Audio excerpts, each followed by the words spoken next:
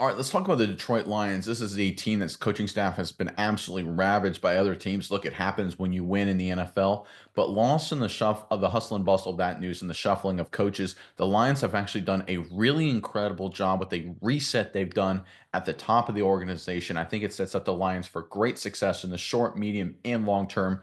No one is talking about it, but we will today. But first, I'm Nick, and this is Saturday Morning Inspection.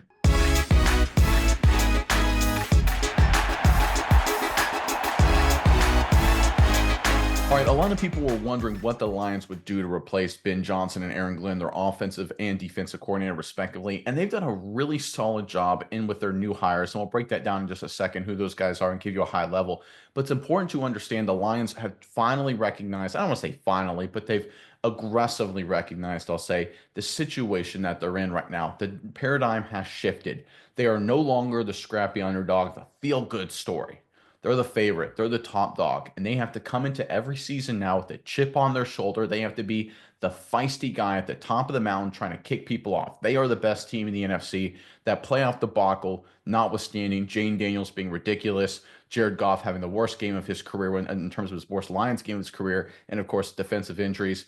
It just was the perfect storm of just terribleness. But the reality is, they are the best team in the NFC. We all know it, and they need a change in culture to accommodate that. And that's exactly why Dan Campbell hired who he did to lead the offense and the defense, respectively. Let's get into the article here from DetroitLions.com first, breaking down the two new coordinators, and we'll go into detail why this was such a great move. Again, from DetroitLions.com, the Detroit Lions announced today, this was a couple days ago, the hiring of John Morton as offensive coordinator and the promotion of Kelvin Shepard to defensive coordinator. Serving as the Lions' senior offensive assistant in 2022, Morton returns to Detroit as the team offensive coordinator in 2025. Between his stints in Detroit, Morton spent 2 seasons as the Broncos passing game coordinator and helping Broncos quarterback Bo Nix do a bunch of great things statistically. You can see all that on the screen there. Shepard enters his fifth season in Detroit and his first as the Lions defensive coordinator after previously serving as the team's linebackers coach and outside linebackers coach. Prior to entering the Buff coaching ranks, Shepard was selected by the Buffalo Bills in the third round of the 2011 NFL Draft out of LSU and split 8 seasons, 2011 through 2018, with the Bills, Colts, Dolphins, New York Giants, and then finally the Lions. What do all these guys have in common? These are all scrappy, chip on their shoulder coaches. Shepard was an athletic phenom out of national champion LSU. A lot of people thought he was a third round steal when he came out. Never quite lived up to his athletic gifts. Was not a bad player in the NFL. Never quite lived up. Now he's out for something to prove as a coach. Chip on his shoulder. He's coming every day. He's not happy being good. He wants to push his team and his players to an elite level beyond where they've been before because he felt he didn't live up to that standard. Love this promotion. Let's talk about Morton. Morton's the guy that has never gotten credit. He's always gotten the blame. The one big time he was an offensive coordinator before this in 2017 with the New York Jets, Todd Bowles fired him because it was all his fault. It wasn't his fault. The Jets are a debacle. They've been that way for 15 years. How about when Morton was a senior offensive assistant under Ben Johnson in 2022? That was the first year everybody loved Ben Johnson. Ben Johnson, the genius, right? That's what people started talking about. Morton, who's Johnny Morton? No one cared. No one knew. Then Morton goes on to the Denver Broncos, and now Sean Payton, Bo Nix. So, oh my goodness, Sean Payton's the guru once again. He was always such a good coach, good quarterback guru. No credit to Morton. You better believe Johnny Morton has a chip on his shoulder. He wants to come to Detroit and prove, hey, listen, I can do what Ben Johnson did.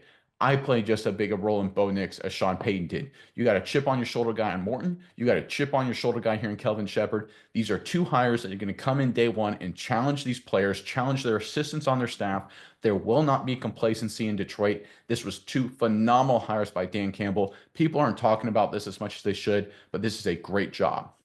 All right, Miles, that's the end of my rant. I know you've got a few thoughts on this, but first, Lions fans, finally, I'll hand it over to you. I know we try and get you guys in earlier in the video, but I could not talk any more about these great hires. I absolutely love them. But you now have a chance to tell us how much you like these hires or hate them. Give us your opinion on these two new coordinators in the comment section below.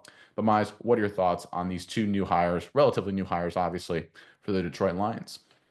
Yeah, Nick, and I think one key part we missed here is no one's giving the Lions credit for the great hires they made. I think, no one gives Morton credit, no one gives Shepard credit, but no one gives them credit as good hires either. You don't see the media coming out and talking about Kelvin Shepard, what a great hire for the Lions, or Johnny Morton, this guy could be, great. So that's another reason they got a chip on their shoulders in the news cycle. No one's talking about them. They're all talking about, where Kellen Moore is going to go, where Kubiak's going to go, where all these other guys are going to go. These guys are just as good coordinators getting jobs as well.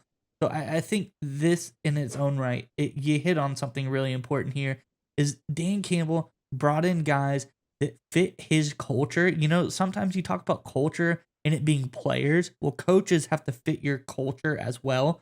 So he brought in two great culture fits for what he wants to do in his coaches. And then you hear, you know, the trickle down economics of everything, feed from the top, keep it going through the coordinators, and then get it to the players. This is exactly what they're trying to do here in Detroit. Get that system to be exactly the culture they want it to be. And it's like you said, they need to change. They can't be the same. We've talked about this a couple of different times throughout all of our videos. The Detroit Lions, they found themselves to be the scrappy underdog too many times last year, and that's not who they are anymore. They needed this culture shift.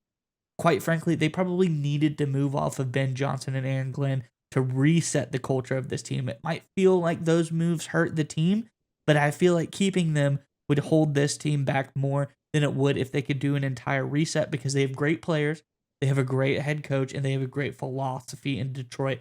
So I think these guys are going to show Detroit's going to be just fine. I think a lot of people talk a little bit too harshly about the detriment of losing a guy like Ben Johnson, of losing a guy like Aaron Glenn to the Detroit Lions. I don't think it's going to be that big of a deal. I think this team is set up to be really great. Like you said, injuries, they can't have, knock on wood, they can't have as many injuries this season as they did last season.